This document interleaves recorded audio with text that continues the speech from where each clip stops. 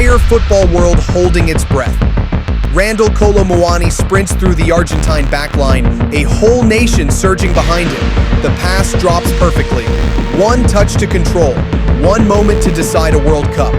There is no defender in sight, only green grass, the keeper, and destiny. This is it.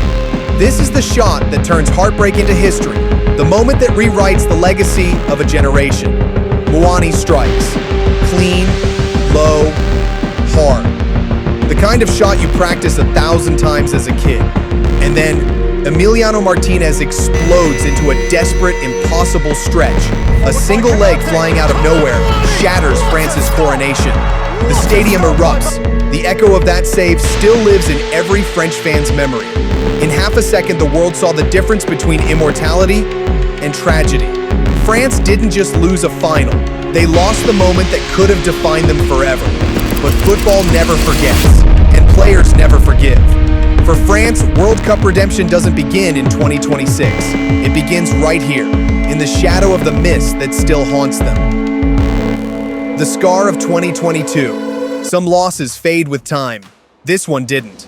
The 2022 World Cup final became a national scar, not because France played poorly, but because they came so close to rewriting history. Every French fan remembers the emotional roller coaster, the slow collapse, the sudden resurrection sparked by Mbappé, the electric belief that destiny had returned, and then penalties. The place where confidence turns into fear and fear turns into memory. France didn't just lose a shootout, they lost their story. Mbappé's hat-trick, the greatest individual performance ever seen in a final, meant nothing in the end. Tchouaméni's miss, Coman's miss, moments that would follow them for years. It wasn't a defeat they could walk away from. It was a shadow that followed them home. From Clairefontaine to every dressing room across Europe, the pain traveled with them. Redemption wasn't optional. It became a mission. The new golden generation. So how do you respond to a wound like that? You build a team even more terrifying than before. France entered 2026 with something no other nation can match. A squad that blends world-class experience with a new generation hungry to take over the sport. At the center of it all stands Kylian Mbappé, in the form of his life. Sharper, faster, colder, playing like a man who knows he is, right now, arguably the best player in the world. And around him, pure firepower. Ousmane Dembélé, finally consistent, finally healthy, ripping teams apart with pace and chaos. Ryan Cherki, unlocked under Guardiola, unpredictable, fearless, a creator who can change games on his own. Michael Olise, dazzling at Bayern Munich, gliding past defenders with elegance and precision. Hugo Ekitike, exploding at Liverpool, bringing power and vertical threat. Désiré Doué, the breakout star, bold, electric, refusing to wait his turn. Behind them lies the engine room. Aurélien Tchouaméni and Eduardo Camavinga. The Real Madrid duo. Control and chaos, discipline and dynamism. Two players forged by the biggest stages in football. Warren Zaire-Emery, a teenager with the composure of a veteran. N'Golo Kanté, older but still priceless, the perfect mentor, the perfect balance, the perfect shield. Youth paired with wisdom, energy paired with experience, a midfield designed for dominance. And defensively, Theo Hernandez, bringing speed and violence on the flank, William Saliba, a wall, calm, unshakable, unbreakable. Dayot Upamecano, physically overwhelming, erasing strikers with sheer force. Jules Koundé, versatile and intelligent, the glue in the back line. Together, they form a defense capable of suffocating any attack on earth. And behind them all stands Mike Maignan, a goalkeeper built for tournaments. Explosive reflexes, ice-cold decision-making, and a presence that turns chaos into calm. The kind of keeper who doesn't just stop shots, he stops momentum. With Maignan anchoring the back, the entire system transforms into something terrifyingly complete.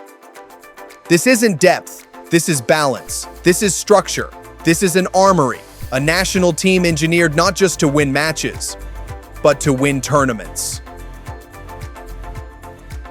Mbappé's mission. For most players, a World Cup final hat trick would be a career peak. For Kylian Mbappe, it became the beginning of an obsession. He didn't walk off that pitch in Qatar feeling proud, he walked off feeling robbed. How do you score 3 goals on the biggest stage in world football and still lose? That moment changed him.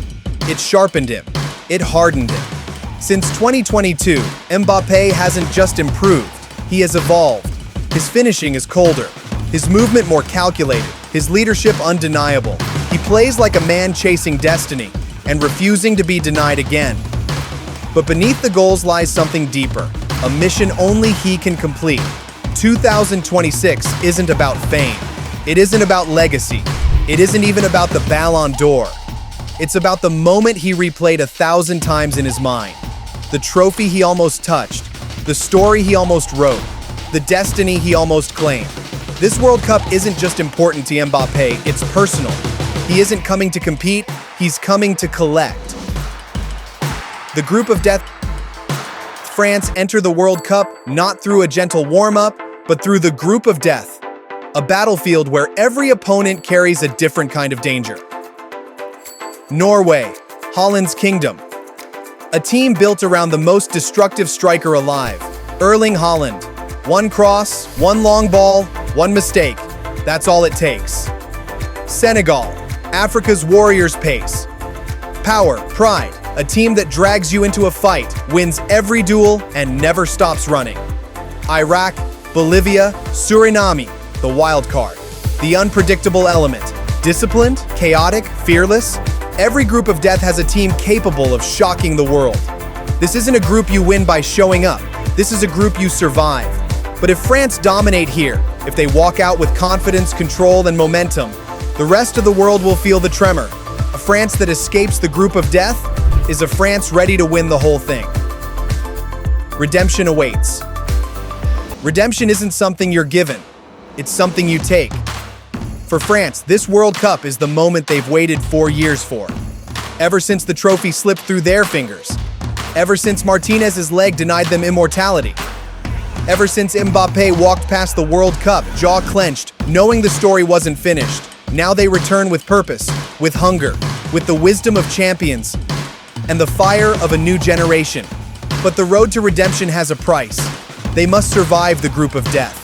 They must face Haaland's fury. They must endure Senegal's fire. They must overcome chaos, pressure, and expectation. And if they make it through that storm, if they enter the knockout rounds sharpened by battle, the world will see a France unlike any before. A France rebuilt, a France reborn, a France driven by a moment that still burns inside them. They aren't coming to participate. They aren't coming to entertain. They aren't coming to repeat history. They are coming to rewrite it. This is France. This is the mission. This is World Cup redemption. And 2026 might be the year the ghosts finally fade. Outro. What do you guys think? Is this the year France finally get their redemption? Can Mbappe take back the crown he believes is his? And who escapes the group of death? Drop your predictions in the comments. I want to hear them. If you enjoyed the video, make sure to like, subscribe, and turn on notifications so you never miss the next episode in this World Cup series. Thanks for watching, and I'll see you in the next one.